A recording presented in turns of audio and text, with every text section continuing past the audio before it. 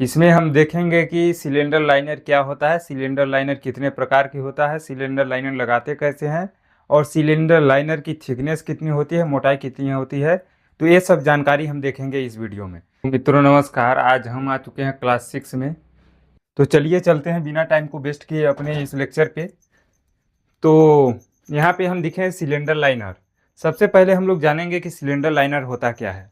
तो पिछली वीडियो में, पिछली कक्षा में हमने क्या पढ़ा है कि सिलेंडर को सिलेंडर को सिलेंडर की घिसावट मैंने पिछली वीडियो में पढ़ा है, जिससे कि सिलेंडर को ज़्यादा समय तक यूज करने से उसमें घिसावट हो जाती है।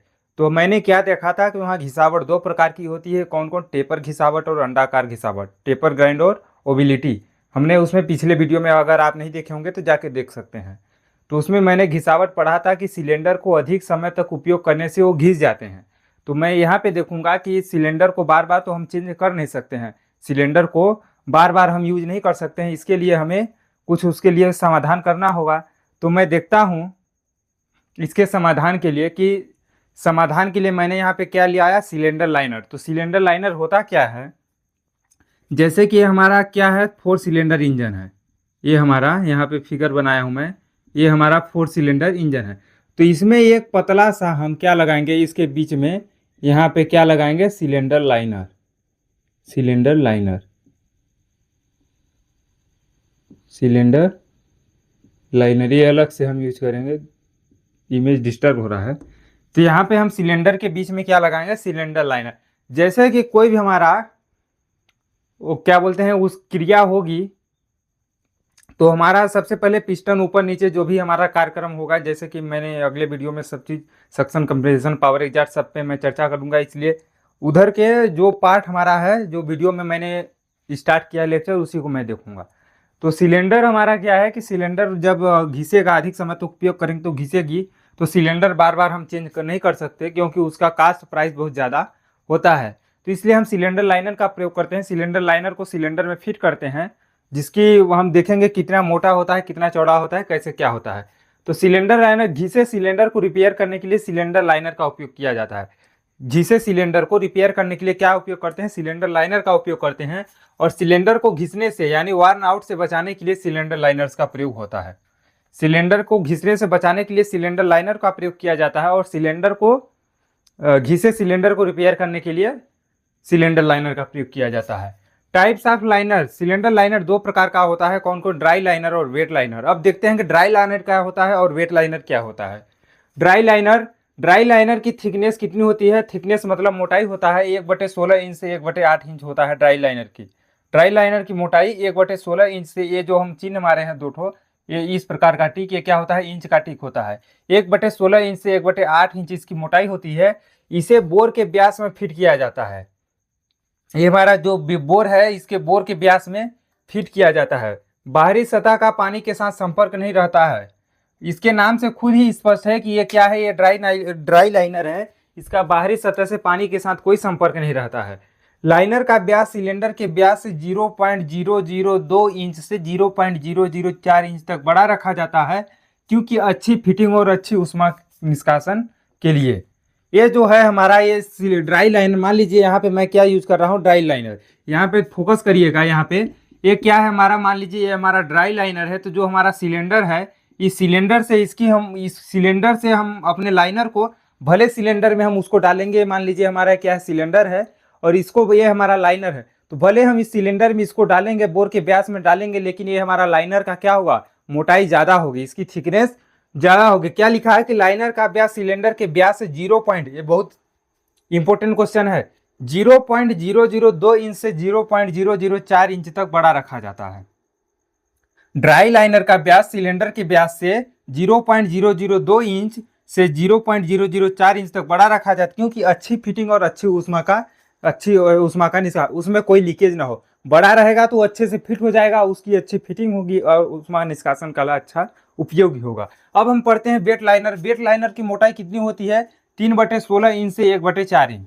और ड्राई लाइनर की मोटाई कितनी होती है, 1/16 से 1/8 इंच।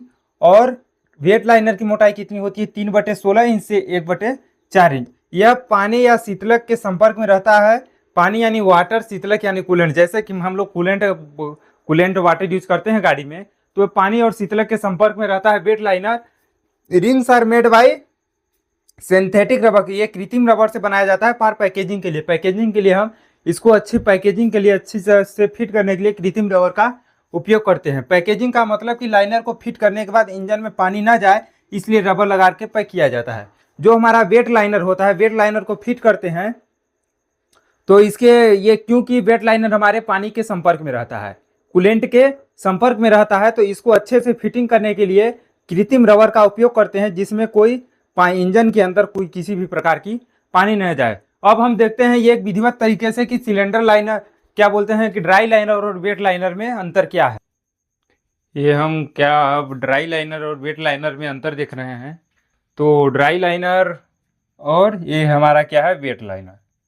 तो ड्राई लाइनर में जैसे कि नाम से स्पष्ट है, इसमें ड्राई लाइनर यानी सूखा लाइनर होता है, तो इसमें जंग नहीं लगता है। It is rust proof. Dry liner क्या है, रस्ट प्रूफ है, इसमें जंग नहीं लगता है। और वेट लाइनर में जंग लग सकता है। It is not rust proof, यह जंग लग सकता है, यह रस्ट प्रूफ नहीं है। Dry liner it's thickness etch, इसकी मोटाई 1.5 mm 1.5 mm से 3 mm है। और वेट लाइनर की मोटाई कितनी है, 1.5 mm से 6 mm।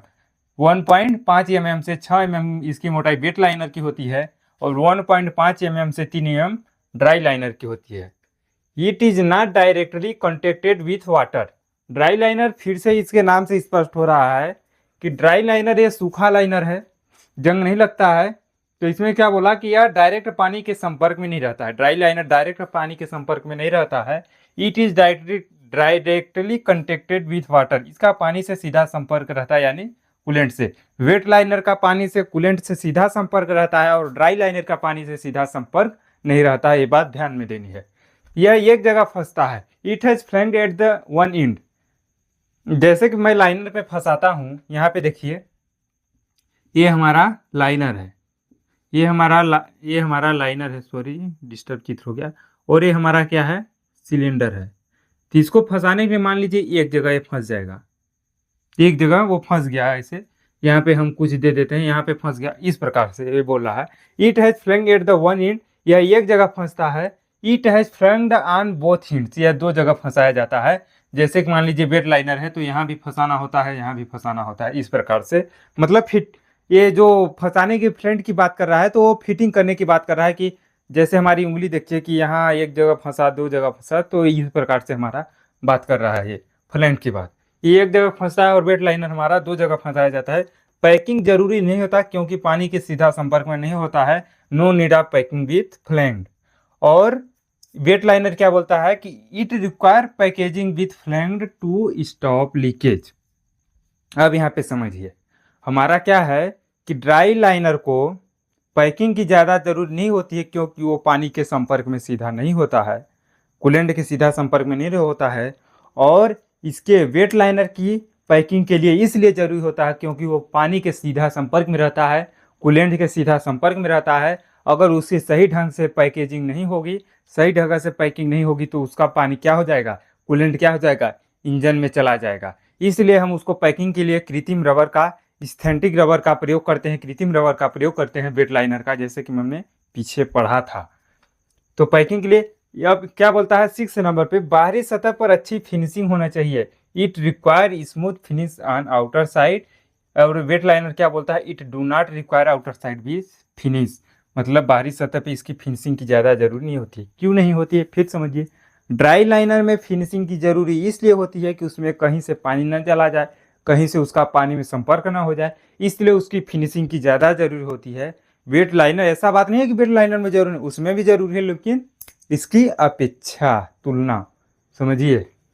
ठीक, ये क्या बोलता है 7वें नंबर पर, आसानी से फिट हो जाता है। It can easily be fitted.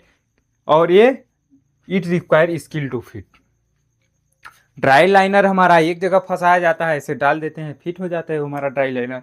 और हमारा वेट लाइनर क्या है, किसको फिट करने के लिए स्किल की ज़्यादा जरूरत होती है। इसमें भी स्किल की ज़रूरत होती है, ऐसा बात नहीं है कि पैकिंग वगैरह अच्छे से हो, कूलेंट के संपर्क में ना हो, लेकिन इसकी अपेक्षा हम लोग क्या पढ़ रहे हैं, अंतर पढ़ रहे हैं ड्राई लाइनर और वेट लाइनर का। अब हम देखेंगे कि ये लाइनर बनता किसका है, किस चीज़ का है, मटेरियल इसका क्या है। तो ड्राई लाइनर कास्ट आयरन और स्टील से बनता है। ड्राई लाइनर सॉरी लाइनर की यहाँ अब बात हो रही है कि लाइनर बनता किसका है, तो लाइनर कास्ट आयरन यानी ढलवा लोहा, स्टील यानी स्टील से बना होता है। एल्यूमिनियम एलॉय के सिलेंडर ब्लॉक में कास्ट आयरन से बना सिलेंडर फिट किया जाता है। एल्यूमिनियम एलॉय के सिलेंडर ब्लॉक में कास्ट आयरन से बना। अगर एल्यूमिनियम एलॉय का हमारा सिलेंडर ब्लॉक है, यहाँ पे देखिए मैं सिलेंडर ब्लॉक देखा हूँ।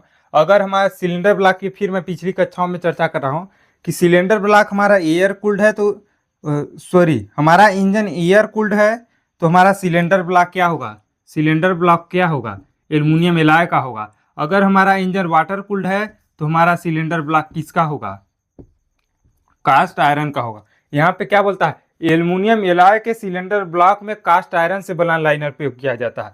इसका क्या होगा, लाइनर क्या होगा, कास्ट आयरन। एल्यूमिनियम एलॉय के सिलेंडर ब्लॉक में कास्ट आयरन का लाइनर प्रयोग किया जाता है। हमारा लाइनर क्या होगा, कास्ट आयरन का होगा। और कास्ट आयरन से बना सिलेंडर ब्लॉक में लाइनर किसका प्रयोग होगा, स्टील का प्रयोग होगा। ये लाइनर यहाँ पे लिख देता हूं। ये इमेज अगर आपके पास, इसको आप बना लेते हैं तो आप पूरी तरह से ध्यान समझ जाएंगे। क्या बोला कि हमारा, अब देखिए यहाँ पे एल्यूमिनियम एलॉय के सिलेंडर ब्लॉक में कास्ट आयरन से बना लाइनर फिट किया जाता है।